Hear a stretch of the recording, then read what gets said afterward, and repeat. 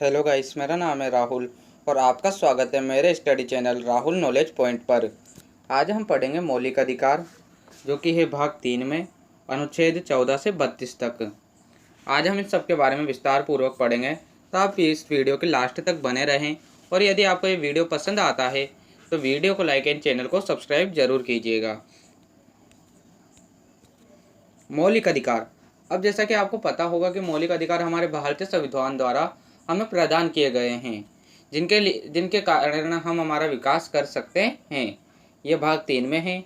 मौलिक अधिकार कहाँ से कहाँ तक? 12 से 35 तक अमेरिका से लिए गए हैं। कई बार ये भी क्वेश्चन पूछ लिया जाता है कि मौलिक अधिकार कहाँ से लिए गए हैं, तो अमेरिका से। मौलिक अधिकारों से तात्पर्य है कि वो व्यक्तियों के सर्वांगीण विकास के लिए आवश्यक होते हैं। जैसे कि मैंने आपको बताया कि जो मौलिक अधिकार हैं उनके कारण ही एक व्यक्ति अपना जीवन सम्मान पूर्वक जी सकता है। इन्हें राज्य या समाज द्वारा प्रदान किया जाता है। इनका संरक्षण की व्यवस्था की जाती है। अब इनका संरक्षण कौन करता है? स्वयं कौन करता है? संविधान। हमारे देश का जो संविधान है इनका संरक्षण करता है। संयुक्त राष्ट्र संघ द्वारा 10 दिसंबर 1946 को वैश्विक मानवाधिकारों की घोषणा की गई। इसलिए प्रत्येक 10 दिसंबर को मानवाधिकार दिवस मनाया जाता है।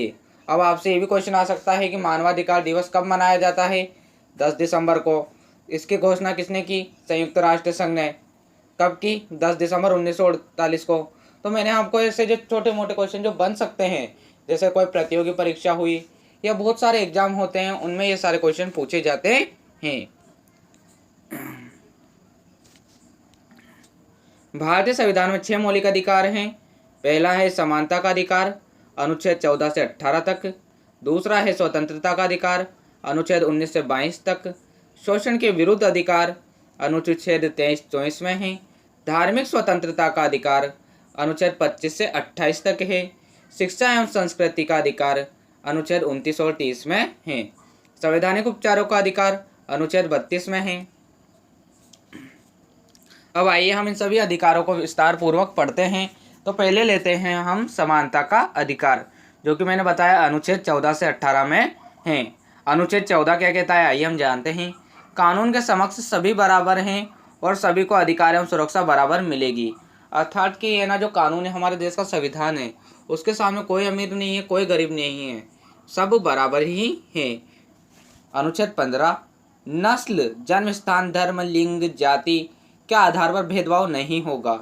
अर्थात अनुच्छेद 15 के अंतर्गत कोई भी व्यक्ति किसी के भी साथ नस्ल हुई, जन्म स्थान हुआ, धर्म हुआ, लिंग हुई, जाति हुई, इनके आधार पर भेदभाव नहीं करेगा।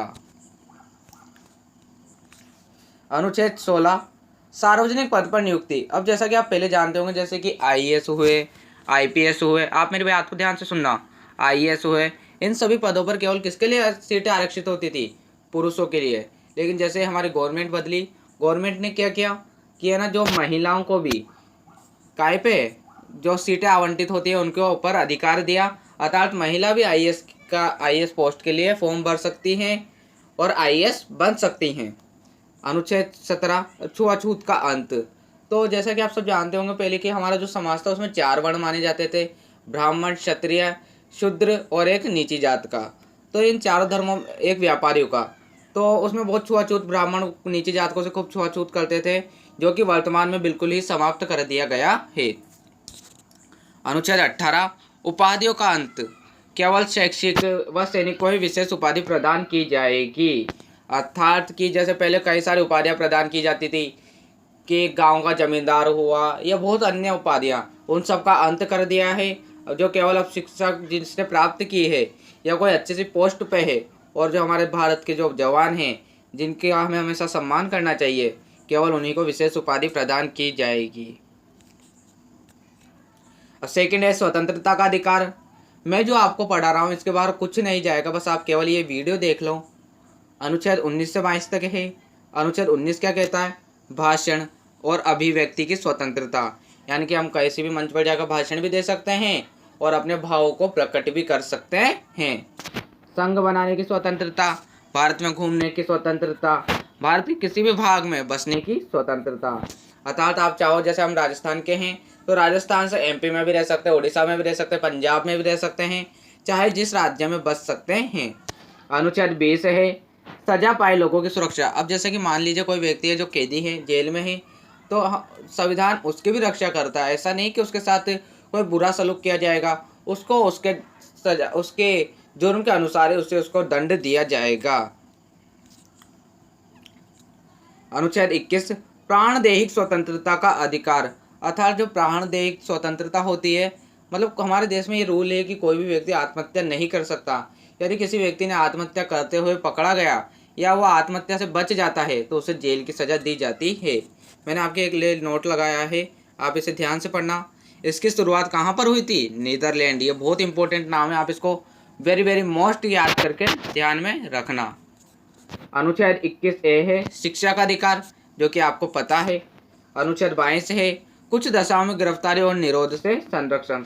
अब जैसे कुछ ऐसी मतलब दशाएं होती हैं, जैसे कि मान लीजिए आपने कोई जुर्म नहीं किया फिर भी आपको पुलिस पकड़ लेती है, तो आपको जो एक टाइम पीरियड के अंदर ही मजिस्ट्रेट के सामने पेश करना होता है, और यदि आपका जुर्म साबित नहीं होता है तो आपको पुलिस रिहा भी कर देती है।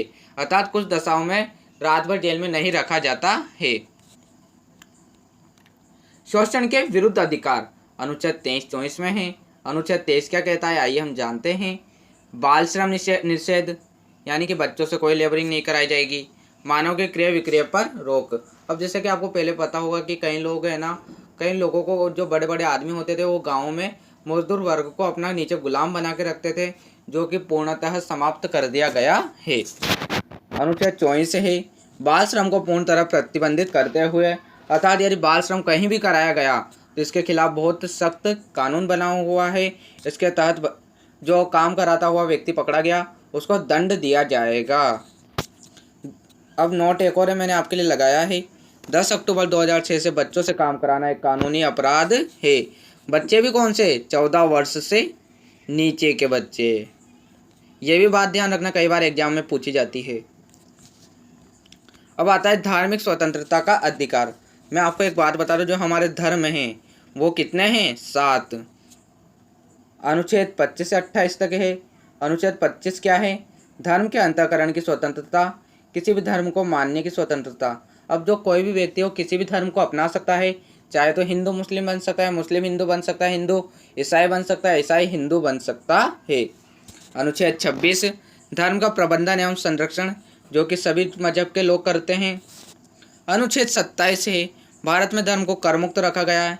अर्थात आपने जहाँ भी देखा होगा आपके पास आसपास चर्च मंदिर मस्जिद आदि हुए, उनसे टैक्स नहीं लिया जाता है, इसलिए भारत में धर्म को क्या रखा गया है? कर मुक्त।